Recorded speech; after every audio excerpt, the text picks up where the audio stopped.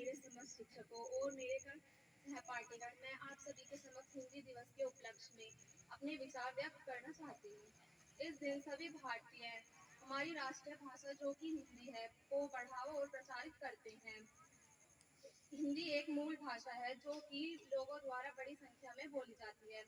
इस भाषा को सन 1949 14 सितंबर को हमारी राष्ट्रीय भाषा के रूप में मनाया जाता है। इसे मनाने का मुख्य उद्देश्य लोगों को यह एहसास दिलाना है कि सामान्य हिंदी बोलने वाला व्यक्ति समाज में पीछे नहीं छूटता, बल्कि यह वही व्यक्ति है जो हिंदी की विशिष्टता को बढ़ाने में रुचि रखता है। हिंदी हमारे खून में है और यह प्रत्येक भारतीय को उनकी पहचान बताती है। अब मैं आप सभी के समक्ष एक कविता सुनाना चाहती हूँ। हिंदी थी वह जो लोगों के हृदयों में उमंग भरा करती थी, हिंदी थी वह जो लोगों के दिलों में बसा करती थी। हिंदी को न जाने क्या हो गया, रहने लगी हैरान परेशान, पूछा तो कहती है अब कहाँ है मेरा पहले से सम्मान।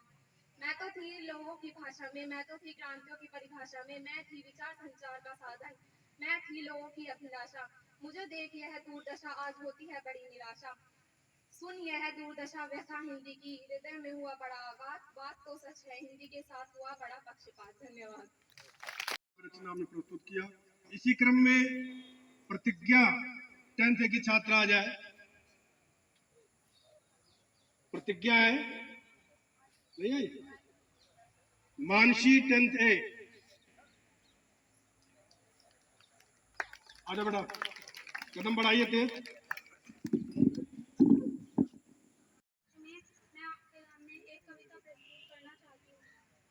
हिंदी से बना हिंदुस्तान है तभी तो भारत महान है।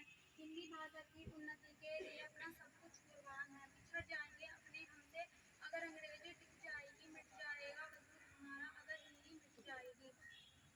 जब होता ये दिल बाबू और जुबान लड़खड़ाती है, ऐसे समय में बस अपनी मातृभाषा ही काम आती है। भारत माँ के बाहर कर सभी स्वर्णिम हिंदी हूँ मैं भारत की बेटी आपकी अपनी हिंदी हूँ। मैं हिंदी दिवस के उपलक्ष्य में एक कविता सुनाना चाहती हूँ। चला गया जो समय लौटकर कभी नहीं फिर आता, सदा समय को खोने वाला कर्म में पछताता। जिसने इसे न माना उसने इसे भी ठुकराया, लाख यत्न करने पर भी हाथ न उसके आया। हो जाता है एक घड़ी के लिए जन्म भर रोना, समय बहुत ही मूल्यवान है बिगड़ते मत होना। धन खो जाता है फिर भी श्रम करने से मनुष्य आ पाता, स्वार्थ बिगड़ जाने का उपचारों से बन जाता।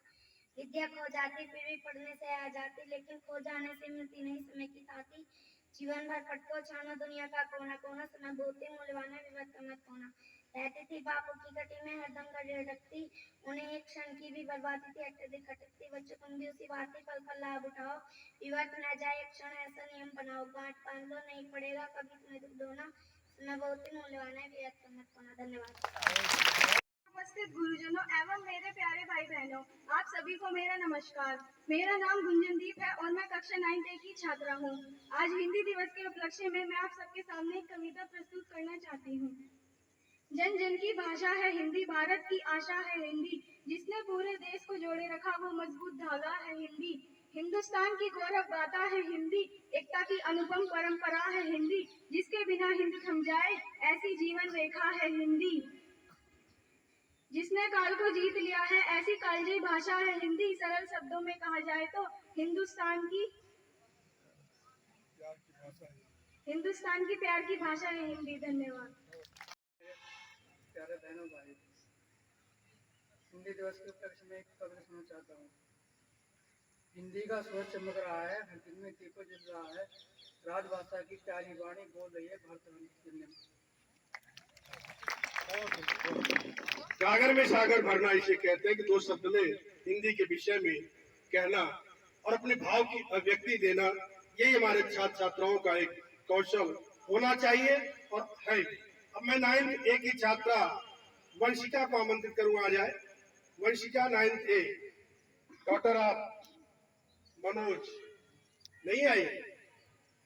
सभी गुरुजनों को मेरा प्रणाम। आज हिंदी दिवस के उपलक्ष्य में एक कविता प्रस्तुत करना चाहती हूँ।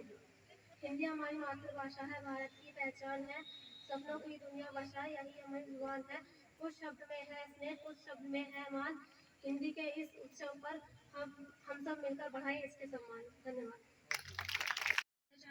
आदरणीय प्रधानाचार्य को मेरा नमस्कार।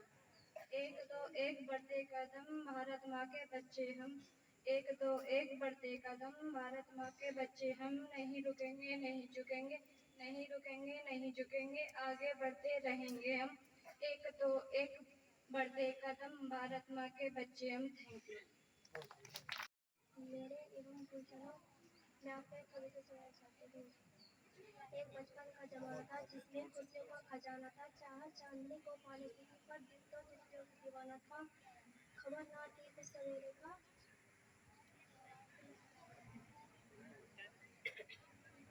थक हार कर आना स्कूल से, खेलने भी जाना था। आते नहीं। माँ की खाने की परियों का खजाना था, बारिश का मौसम था। जय हिंद जय भारत। चलिए, बहुत सुंदर।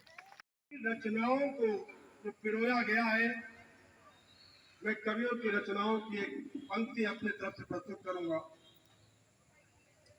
कि बिहारो बिहारी बिहार की वाटिका में चाहे, सूर्य की कुटी में और आसन जमाइए, केशव के कुंज में किलोल खेल कीजिए, अन्य भाषा भाषियों मिलेगा मन माना सुख, जरा हिंदी के हिडोले में बैठ तो जाइए। अनेक कवियों ने, चाहे सूरदास जी ने, कबीरदास जी ने, रहीमदास जी ने, केशव, ऐसे अनेक कवियों ने अपनी रचनाओं से ऐसे तरफ मार्गदर्शन किया है। अगर कहें कि रहीमदास जी ने कहा कि रहीमन धागा प्रेम का मत तोड़े चटकाए, तोड़े से फिर न जुड़े, जुड़े तो गांठ पर जाए। जो रहीम उत्तम प्रकृति का कर सकत कुसंग, चंदन विद व्यापक नहीं लपटे रहत भुजंग। चंदन और भुजंग, जिसको कोबरा कहते, सांप कहते, दोनों का नेचर बिल्कुल प्रतिकूल है। और चंदन का नेचर शीतलता है, भुजंग का नेचर विषैला है, लेकिन दोनों एक दूसरे से, चंदन से भुजंग लिपटा हुआ है। न तो चंदन की शीतलता का असर भुजंग में जाता है और न भुजंग के विष का असर चंदन में जाता है। कहने का आशय, कहते हैं कि संगत जैसी होती है वैसा प्रभाव पड़ता है, लेकिन अगर आपकी प्रकृति, आपका नेचर, आपका स्वभाव सही है तो रहीम की वो पंक्ति चरित्रार्थ होती है कि जो रहीम उत्तम प्रकृति का कर शकत कुसंग, चंदन विद व्यापक नहीं लपटे नाथ भुजंग। धन्यवाद। आज का रचना के साथ मैं प्रधानाचार्य को आमंत्रित करूंगा, वो आए अपना आचरण